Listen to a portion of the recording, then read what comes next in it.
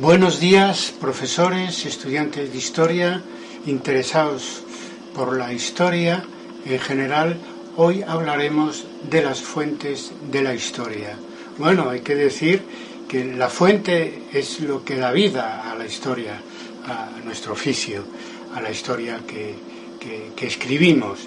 Podemos definir fuente como todo aquello que proporciona, sea una persona, sea una cosa, que proporciona información, en este caso, para la reconstrucción del pasado histórico. Claro, preferimos, ya veréis por qué, a lo largo de este episodio, utilizar más la palabra fuente que la palabra documento, que es más restrictiva. Bien, el trabajar con fuentes es condición necesaria, pero no suficiente para hacer una buena historia. Podemos decir que las fuentes son la materia prima para el historiador, es decir, que la obra del historiador se edifica sobre esas fuentes. Podemos decir también que los historiadores somos los obreros de la historia, a mucho orgullo, naturalmente, por lo de obreros y por lo de historia. Bien, Mark Bloch criticó acerbamente lo que él llamaba la idolatría de las fuentes, es decir, este sentimiento religioso de no me toques, por favor, en relación con las fuentes históricas. Ella inició un proceso que para nada está acabado, que hay que recordarlo continuamente, y es la secularización de la relación de los historiadores con sus fuentes. Las fuentes no hablan solas y además son parciales. Debemos tenerlo muy en cuenta. Las fuentes dependen absolutamente del historiador,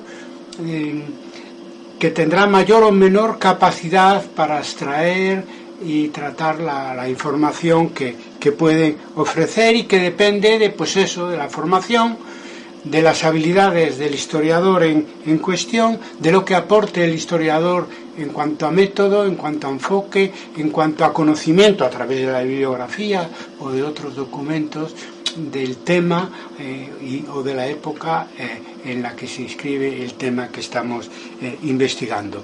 ¿Cuándo?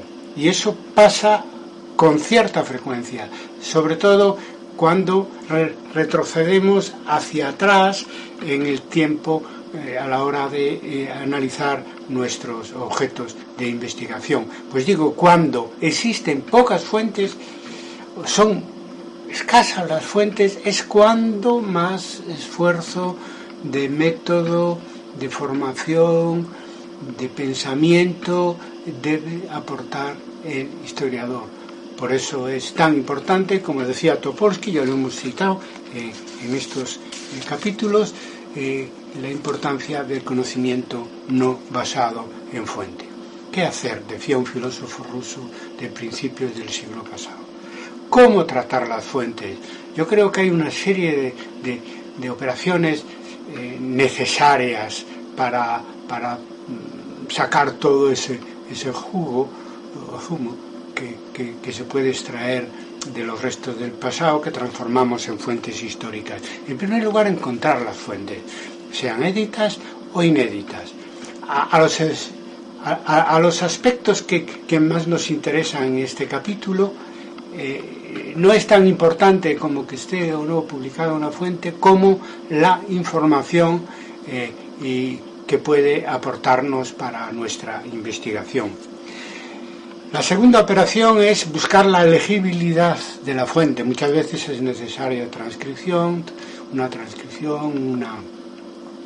una traducción, en fin, una serie de operaciones o técnicas metodológicas. Necesario cuanto más también vamos hacia atrás en nuestros estudios históricos. En tercer lugar, hay que hablar, lo que es más conocido, que ha sido además la aportación del positivismo, que a veces criticamos, pero no por esto, a lo que me voy a referir ahora, es la crítica de fuentes y el análisis detallado para los fines que nos proponemos con nuestra investigación. Después, en cuarto y quinto lugar, es muy importante analizar también críticamente la intencionalidad y la parcialidad de cada fuente histórica. Intencionalidad en el sentido de recordar que la gran mayoría de fuentes escritas o no escritas con las que tratamos no han sido producidas para que se reescribiera la historia, para que se escribiera la historia, sino simplemente tenían otro objeto. ¿Eso es bueno o es malo? Yo creo que es bueno en general, porque le da cierta objetividad a un dato que aparece en un acta notarial, le da cierta objetividad el tratarlo como un dato para interpretar un acontecimiento histórico, tema que no estaba en las preocupaciones ni de los protagonistas ni de los autores de esa acta notarial. Después está el tema de la parcialidad. La parcialidad tiene una dimensión objetiva y otra subjetiva. La objetiva es, digamos, depende del tipo de fuente al que nos estamos refiriendo. O sea, cada tipo de fuente es como abrir una ventana, y en la medida que podamos abrir más ventanas de ese edificio que queremos iluminar, más luz obtendremos. Eso es, digamos, la parcialidad objetiva. Y la parcialidad subjetiva, pues eso, depende de lo que aporte desde cualquier punto de vista como parcial el propio autor o los propios autores, ¿no? En sexto lugar, es lo más conocido, ¿no? De la fuente extraemos datos para nuestra investigación. Sí, pero también debemos extraer mentalidades con dos fines. Uno, porque también es importante estudiar las mentalidades en la historia, y otro, porque teniendo en cuenta la mentalidad, es cómo somos capaces de objetivizar los datos que nos proporciona la fuente histórica. Y por lo tanto, este doble fin que tiene el estudio de las mentalidades en las fuentes históricas se refiere obviamente a sus autores, se refiere a sus protagonistas o al tiempo en el que están inscritos esos hechos o esos datos que queremos extraer de la fuente histórica, ¿no? También, en séptimo lugar, es importante utilizar los silencios y los errores o ratas, que no es lo mismo, que aparecen en los documentos y en general en las fuentes históricas para extraer información. Muchas veces es más significativo un silencio que un dato visible. Por lo tanto, la parte que ocultan las fuentes, incluyendo los errores que tienen alguna causa con frecuencia, y todo eso pues son datos que sumamos a la información que nos aporta la fuente histórica. La parte oculta de las fuentes es importante también. En octavo lugar, hay que hablar de las limitaciones generales de las fuentes históricas, sobre todo de las fuentes escritas, con excepciones, ¿no? Pero lo que más abunda son fuentes creadas por y para la cultura de élite, para los poderosos, que no solo, como se dice, es un lugar común, que tiene algo de verdad, quieren o tratan de escribir la historia, sino los poderosos también escriben la realidad que les toca vivir, porque entre otras cosas pues son los que saben leer y escribir, y eso es una verdad absoluta para todos los periodos históricos, quitando pues el siglo último. Entonces, en este sentido, es muy importante tener en cuenta ese condicionante de las fuentes históricas que responden con frecuencia o con la mayor frecuencia a lo que piensa, siente y a los intereses de los grupos dirigentes de la sociedad. Pero bueno, el oficio de historiador ha avanzado mucho, tiene como mínimo desde el punto de vista del historiador profesional más de un siglo de historia, y hemos aprendido, sobre todo a partir de la renovación historiográfica que se ha dado en el siglo XX, cómo leer al revés esas fuentes históricas que emiten la cultura de élite para saber más de los sectores populares, de las mujeres o de las minorías de tipo étnico, religioso o de otro tipo a lo largo de la historia. Y por último, y termino, en cuanto a operaciones a realizar con las fuentes históricas por parte de una historia bien hecha, es obviamente citarlas cuidadosamente con el texto, con el cuerpo del texto, en las notas, y publicar aquellos documentos o fuentes históricas nuevos, ¿no? O nuevas. Entonces es importante, porque para que el historiador futuro que lea la historia que nosotros escribimos, aparte de poder remitirse a las citas que utilizamos para sustentar nuestras afirmaciones, es bueno darle a conocer el documento en su conjunto para que pueda ser aprovechado también para otros fines historiográficos. Bien, ¿cómo evoluciona la relación del historiador con las fuentes a lo largo de las diferentes corrientes historiográficas? Es decir, considerando las diferentes corrientes historiográficas que se fueron sucediendo el último siglo. Para el positivismo, lo dejaron muy claro Langlois y Señor-Vos en Francia, la historia se hace con documentos, punto. Annales criticó concretamente Lucien Febvre que la historia se hace con documentos, añadiendo con todos los documentos, y puso como ejemplo máximo, claro, fue lo primero que se le ocurrió, hablar de la prehistoria, donde no hay documentos escritos, y sin embargo la prehistoria también es historia, ¿verdad? Bien, y él aporta sobre todo, como de lo que se trataba por parte de Langlois y Señor-Vos, es decir que la historia se hace con documentos escritos.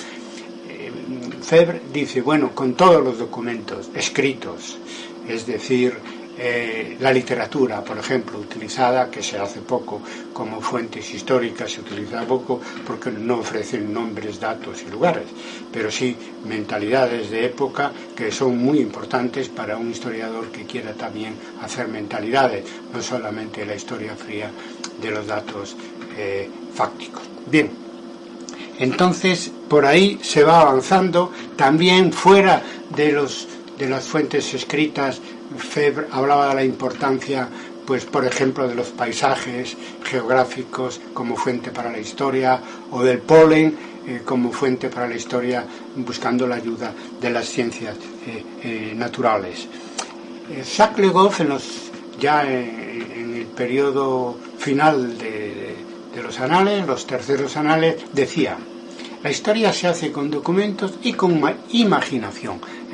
Hay que entenderlo en el contexto en el que hablaba Jacques, de que se refería a la creatividad del historiador, a que el historiador tiene con imaginación hacer una representación mental fruto de la investigación llevada a cabo del objeto que investiga en el pasado. Con todo, y con todo lo que valoramos, y es mucho, la revolución historiográfica del siglo XX, hay que decir que en el tema de la valoración de las fuentes históricas no hicieron lo mismo que hicieron con las fuentes escritas, con las fuentes de la arqueología, no hicieron lo mismo con las fuentes orales. Es un descubrimiento mucho más reciente que la evidencia oral nos lleva a una nueva epistemología y que requiere tratarlo más adelante en otro episodio de esta serie sobre qué es la historia visto por un historiador profesional. Y en tercer lugar, además del positivismo y análisis, hay que hablar de que como hoy los que tratamos de contribuir a la creación de un nuevo paradigma nos planteamos las fuentes y la relación de las fuentes con el historiador. Pensamos que la historia es una ciencia con sujeto cognoscente, y que el historiador descubre su objeto conforme va reconstruyendo las fuentes. hay que tener claro que sin historiadores no hay fuentes históricas. Habría, en todo caso, restos del pasado, pero esto es achacarlo, lo dejó claro, no se transforma en fuente histórica más que a través de la intervención del historiador. En fin, conclusión. De las mismas fuentes se puede hacer uno u otro tipo de historia.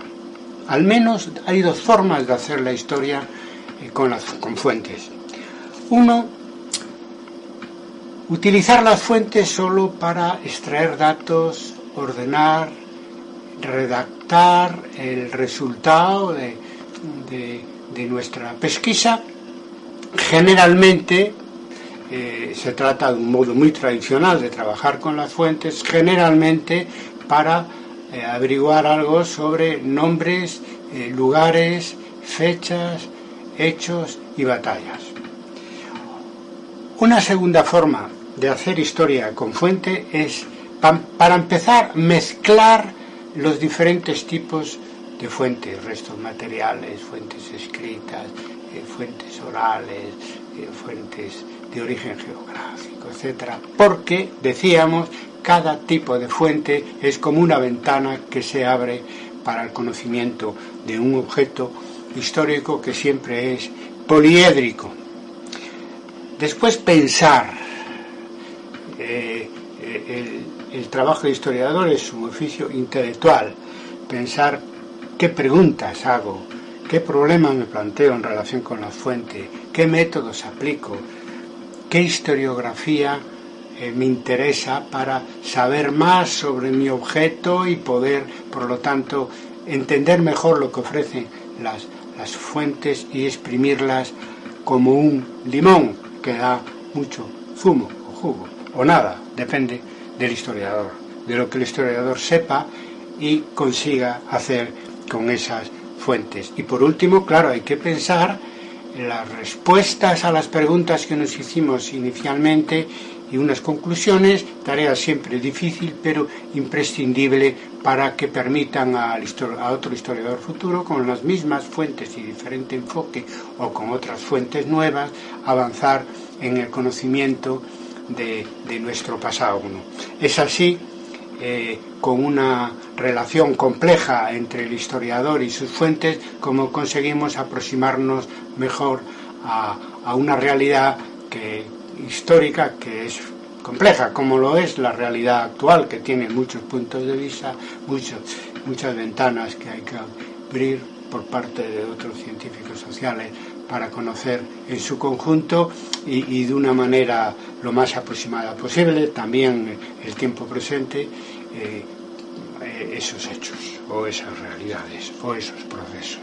Nada más, por hoy ya no os entretengo más. Si queréis ampliar lo que estamos diciendo aquí, os recomiendo mi videoconferencia para la Universidad Autónoma del Estado de México hace 10 años, en el año 2010, está en YouTube, con el título de El historiador y sus fuentes. Bien, finalizado este séptimo episodio, deciros que el episodio 8 será sobre el concepto de historia inmediata y lo grabaremos en septiembre, en la primera semana de septiembre aproximadamente, porque el mes de agosto es periodo no lectivo en España y suspendemos durante este mes que viene la generación de vídeos para esta serie que es la historia. Nada más y hasta septiembre. Felices vacaciones para los que estéis en lugares donde también agosto es periodo no lectivo y si no, buen trabajo.